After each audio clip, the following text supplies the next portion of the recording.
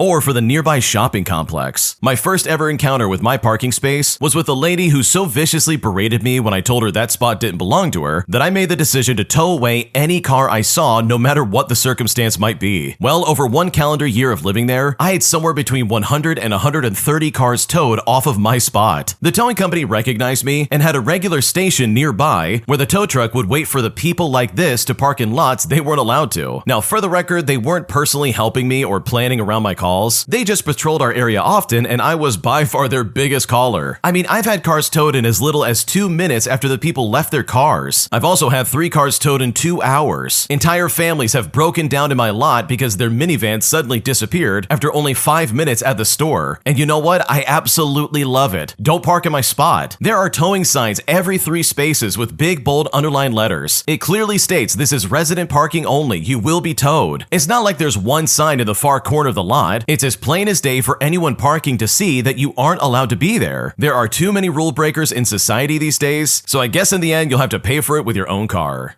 Okay, honestly, I've got to be honest with you. This guy is probably my hero because I am absolutely on his side. I know I'm probably taking the side of like the Joker from Gotham, but like hear me out for a second. If the common theme with these types of people is that they're rude and entitled, and they're just taking the first spot they can see regardless of who that spot belongs to, then guess what? They should be towed. They should be punished for taking someone's spot and literally denying them the right to park their car, especially if you're paying for that. And I can only imagine how expensive it is to live in DC as it is, let alone have a personal spot that's yours to use for your own stuff. So for some idiot to drive in there dodging all the signs that say, hey, don't park here, you're gonna get towed. If you're not a resident, it's gonna be bad. Then in my opinion, they absolutely deserve to get towed, and I honestly just wouldn't feel bad about it either. So good for you for doing this, because this honestly sounds incredibly hilarious. Would I be the jerk for not proofreading an important document that my best friend's son needs filled out for his law enforcement academy application? Because right now, after going through this several times, I'm honestly exhausted and I'm feeling very burnt out dealing with this unorganized individual. And at this point, I don't know if I'm making a mistake or if I'm in the right. Here's what's going on. My best friend's son is 20 years old and wants to join a law enforcement academy. Our families have been extremely close since long before his birth, and I honestly love this boy with all my heart. But I and other members of his family don't necessarily think that this is the right type of work for him. But regardless, we have been supporting him. Now, his family doesn't have a scanner, and he has a huge 30+ page document to fill out and email in. He sent it to me to print out for him, then he completed it and gave it to my husband last night to scan. The pages were out of order, several had missing information like previous addresses, his phone number was illegible, information entered into wrong places was crudely scratched out, and he even forgot to put his name on it. And I guess he got confused because it had a place for a maiden name. He has ADHD and always had trouble in school with completing assignments, and his handwriting is very childlike and practically illegible. And these are just 2 of the reasons why we feel this isn't a good fit for him. We also found out last night that he had the email for a week before he sent it to me for printing. He said he didn't get a notification that he received it. Well, we got it back in order and I started going through it, finding the errors. I then called his mom and I talked to her about it. We reprinted the pages that needed to be redone. He picked them up after work and she stood over him while he fixed it all. My husband then scanned it today, emailed it to him, and then copied it onto me. I then verified with his mom that she had looked over everything and that I didn't need to proofread it again, and she said yes. But with that in mind, here's the problem. Just glancing through, I still found errors, including the date on the signature page. Now, I've opted not to say anything and let the chips fall where they may, and my husband honestly agrees as well. Our thinking is the following. If he needs 3 other people to help apply for a position and still can't get the paperwork right, then guess what? That's on him. Now, the official email hasn't gone out yet, so would I be the jerk if I just didn't say anything? Because right now, that's kind of what I'm leaning to. Okay, this sounds obnoxious. Holy crap. I don't care whose best friend's son this is. If he can't get it right on his own, then guess what? That's his problem. Like, this is a classic case of like, oh, I want to do this thing, but I want you to do it for me. And no, him having ADHD is not an excuse. There's plenty of people who have ADHD, but can still get stuff like this done no problem. So in my opinion, I think you would be completely justified in just sending this off and saying nothing about it. Because if that paperwork is wrong in any way, then guess what? That's on him and nobody else. An entitled Karen literally stands in front of the salads that I was trying to get, as she chose to get incredibly mad at me when I reached for one in a way that was incredibly obnoxious and very performative. Here's what happened. Okay, so this happened years ago, but something recently made me think of it. I went with a friend to Publix, which is a grocery store, on our lunch break so we could grab some lunch. Go figure, right? Now, for those of you who don't know, Publix has a food service counter where you can get handmade subs, fried chicken, and a few other hot food items. Now, we get there and the line is too long, and neither of us want to wait in it. So we decided to just grab some prepackaged food. I go to the prepackaged salads and there's a woman waiting in line for the food counter, standing sort of in front of the salad cooler. I take a second to look from a distance at my options and then politely say, "Excuse me," and I reach for one. Well, this lady just simply doesn't move. So I think to myself, okay, whatever. I'll just go ahead and lean around her, I guess. So I pick up the salad and I realize it's not what I want. Once again, I awkwardly lean around her and I say, "Excuse me," again, return the salad, and then I pick another one. Well, at this point, she huffs and turns to her friend and says loudly, "Am I invisible? Do they not see me standing here?" And then she gives me the death stare. Now, I was so taken aback, I just turned and walked away, which I do regret doing, but I'm on the spectrum, and sometimes I miss social cues. So I thought I had done something to earn such a reaction. Luckily, my friend and coworker was with me and confirmed that it wasn't me that was the problem. Looking back, she was just being difficult for no reason. There was plenty of space for her to have stepped forward and kept her place in line. Like, I just wanted a salad and you were standing in front of them. Like, honestly, I don't know what you want me to do with that, because seriously, you were literally in the way. Yeah, I can't stand people like that, because literally it seems like this lady was doing that on purpose. Like, I'm sure she knew you were right around her trying to get a salad off like the rack next to her, and she just decided, "Oh, I'm just gonna stand here in the way. I don't have to move for you." And it's like, no, you're right. You really don't have to move for me, but if you're not gonna move, then I'm gonna go around you. And I'm gonna make you look really silly in the process. Like, I asked you twice to move out of the way. Please excuse me, I'm trying to get past you. So at that point, I'm just gonna go around you as if you don't exist. So to that lady, no, you're not invisible, but you are being an idiot. And if you want to act like a statue, then I will move around you like a statue. I got no time for that. So yeah, I wouldn't let this bother you, because people like this honestly have bigger problems in life, and you just so happen to be the person that they were going to take it out on.